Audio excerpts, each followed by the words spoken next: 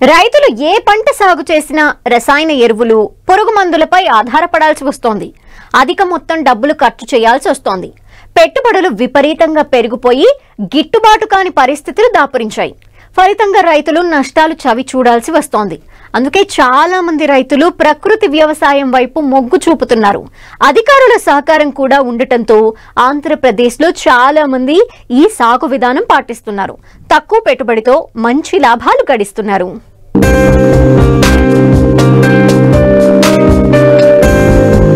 మనం తినే ఆహారమే మన ఆరోగ్యాన్ని కాపాడుతుంది. అందుకే పెద్దలు అన్నారు, వంటిల్లే పెద్ద వైద్యశాల అని. అదే సూత్రాన్ని ఆచరిస్తున్నారు ఏలూరు జిల్లా నూజివీడు మండలంలోని పలువురు రైతులు. ఆరోగ్యకరమైన ఆహారాన్ని పండించడమే కాకుండా వినియోగదారుడికి అందించే లక్ష్యంతో సాగులో దూసుకుపోతున్నారు. ప్రకృతి వ్యవసాయంతో 30కి పైగా వివిధ రకాల పంటలు, కూరగాయలు సాగు చేస్తూ లాభాలు ఆర్జిస్తున్నారు.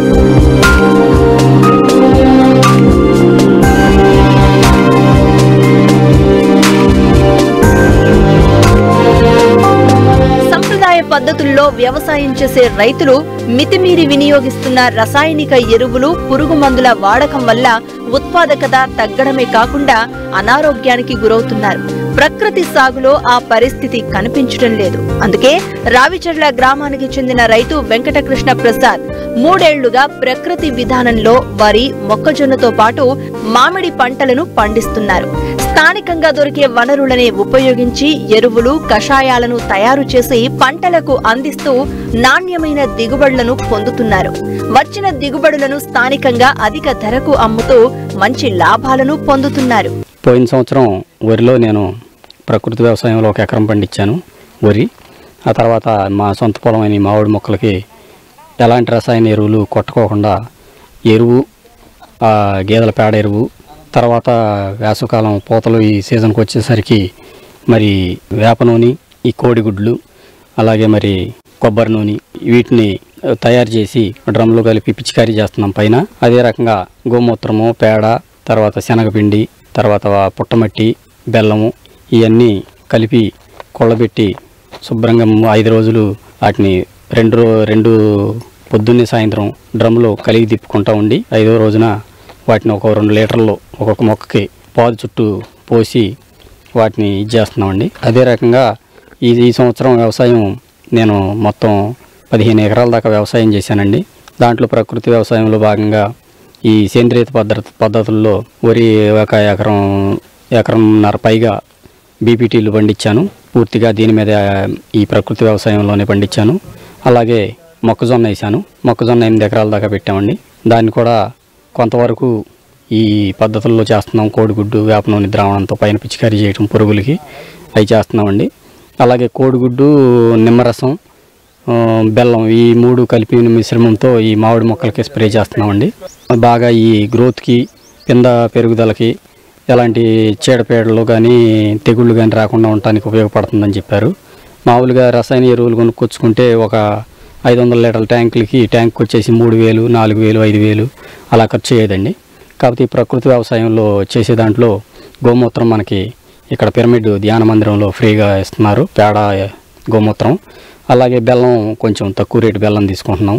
శనగపిండి మన మిల్లుల దగ్గర 2వ రకం పిండిలు తక్కువ ఖర్చులో తీసుకుని వస్తున్నాం. కాబట్టి చేయటానికి కొంచెం మన దగ్గర శ్రమ, కొంచెం టైం ఎక్కువగా తీసుకుంటుంది తప్ప ఖర్చు విషయంలో రూపాయికి 70 పైసలు ఖర్చు తగ్గిపోతుందండి. కానీ అదే రకంగా దిగుబడిలో కూడా మంచి బాగుంటుంది. మంచి క్వాలిటీ కానీ, కాయలో కానీ, తినే వాటిలో టేస్ట్ కూడా చాలా బాగుంటుంది, ఎలాంటి కెమికల్ లేకపోవటం వల్ల.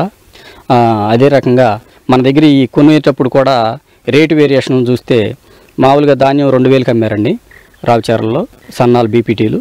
అదే నేను ప్రకృతి వ్యవసాయంలో పండించిన 2500 చొప్పున నా దగ్గర అందరూ కొనుక్కున్నారండి.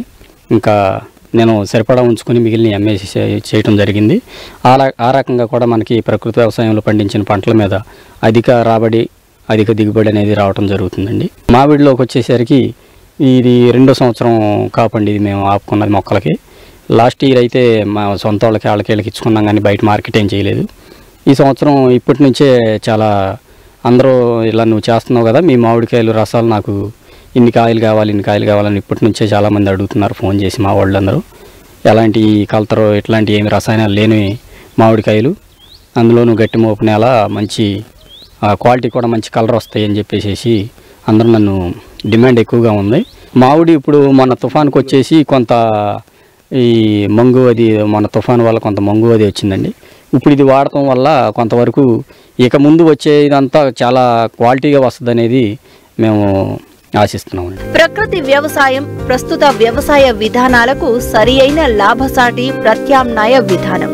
అధిక దిగుబడి, అత్యున్నత జీవనోపాధి, సంపూర్ణ ఆరోగ్యం కోసం ఈ విధానం ఎంతగానో దోహదపడుతుందని ప్రకృతి వ్యవసాయ విభాగం అధికారులు అంటున్నారు. గ్రామాల్లో సేంద్రియ ఎరువులు, ఘన, ద్రవ జీవామృతాలు, కషాయాల తయారీపై రైతులకు అవగాహన కల్పిస్తూ పంటల సాగులో సలహాలు, సూచనలు అందిస్తూ పెట్టుబడి లేని సాగు విధానాన్ని ముందుకు తీసుకెళ్తున్నారు. ప్రకృతి వ్యవసాయం అంటే సహజ సిద్ధంగా మనకు దొరికేటువంటి ప్రకృతిలో ఉన్నటువంటి వనరులను ఉపయోగించుకొని మనం ప్రకృతి వ్యవసాయం ఎలా చేయాలి, మన సాయిల్ని కానీ మన ఆరోగ్యాన్ని కానీ ఎలా బాగు చేసుకోవాలి అనే దాని మీద రావిచాల గ్రామంలో నేను రైతులకి సూచనలు, సలహాలు ఇస్తూ వారికి అందుబాటులో ఉండి వారితో తయారు చేయించి చేపిస్తుంటాను వ్యవసాయానికి సంబంధించినవి. ఇప్పుడు ప్రజెంట్ ప్రసాద్ గారి ఇంటి వద్ద మనం వారి మామిడి తోట కొరకు ప్రజెంట్ తయారు చేసినటువంటి కషాయాన్ని గమనిద్దామండి. ఇది వచ్చేసి పొటాష్ ద్రావణం అంటారు. ఈ పొటాష్ ద్రావణం అనేది పోషకానికి బాగా ఉపయోగపడుతుంది. మనం ఇది బనానా స్టెమ్ తీసుకొని బెల్లం తీసుకొని తయారు చేస్తామండి. ఇది రెండోది వచ్చేసేసి సల్ఫర్ ద్రావణం అండి. సల్ఫర్ ద్రావణం అనేది మళ్ళీ ఉల్లిగడ్డలు తీసుకొని తయారు చేస్తాము. ఈ సల్ఫర్ ద్రావణం అనేది పోషకానికి ఉపయోగపడుతుంది మరియు తెగుళ్ళ నివారణకి, అంటే పోషకం అనేది తీసుకోవటం వల్ల మొక్క అనేది పోషకం ఉండటం వలన సల్ఫర్ అనే పోషకం తీసుకోవడం వల్ల తెగుళ్ళని తట్టుకునేటువంటి సామర్థ్యం అనేది ఏర్పడుతుంది. దాంతోపాటు ఇది రసం పీల్చే పురుగులను కూడా నివారించడానికి బాగా తోడ్పడుతుందండి. మూడోది తీసుకున్నట్టయితే కోడిగుడ్డు నిమ్మరస ద్రావణం అండి. ఈ కోడిగుడ్డు నిమ్మరస ద్రావణం అనేది పోషకానికి, అంటే ఎక్కువ మోతాదులో అన్ని రకాల పోషకాలు మనకు దాంట్లో ఉండటం వలన అది కాయల పెరుగుదలకు కానీ, లేదంటే మనకు ఫ్లవరింగ్ స్టేజ్లో కానీ, మొక్క పెరుగుదల స్టేజ్లో కానీ ప్రతి స్టేజ్లో కూడా దాన్ని వాడొచ్చండి. దాన్ని బాగా ఉపయోగపడుతుంది. అన్ని పంటలకు కూడా మనం ఇది పిచికారీ చేసుకోవచ్చు. ఇప్పుడు వచ్చేసి ఇంకోటి వేప నూనె, కోడిగుడ్డు, కొబ్బరి నూనె ద్రావణం అండి. ఇది వచ్చేసి కొబ్బరి నూనెలో అనేది మనకి సైటోకైనిన్ అనే హార్మోన్ ఉంటుంది. ఆ హార్మోన్ అనేది ఏదైనా పింద కానీ, లేదంటే మొక్క కానీ, లేదంటే పూత కానీ, ఏ మొగ్గ అయినా కానీ అది పెరుగుదలకి ఎక్కువగా తోడ్పాటు చేస్తుంది ఆ సైటోకైనిన్ అనే హార్మోన్. అందువలన ఏంటంటే మనం దీన్ని ఆ కొబ్బరి నూనె కూడా వాడటం జరిగింది. ఇక మనకి వేప నూనె అనేది వచ్చే లోపల మనకు పురుగు నివారణకు అనేది బాగా ఉపయోగపడుతుంది. ప్రజెంట్ ఉన్న సిచ్యువేషన్లో మన తోటల్లో ఈ ట్రిప్స్ కానీ, లేదంటే తేనెమంచు పురుగు నివారణకు కానీ దీన్ని ఉపయోగించి వీటిని పిచికారీ చేయడం ద్వారాగా ఆ పురుగులను కూడా సక్రమంగా మనం నివారించుకోవచ్చు.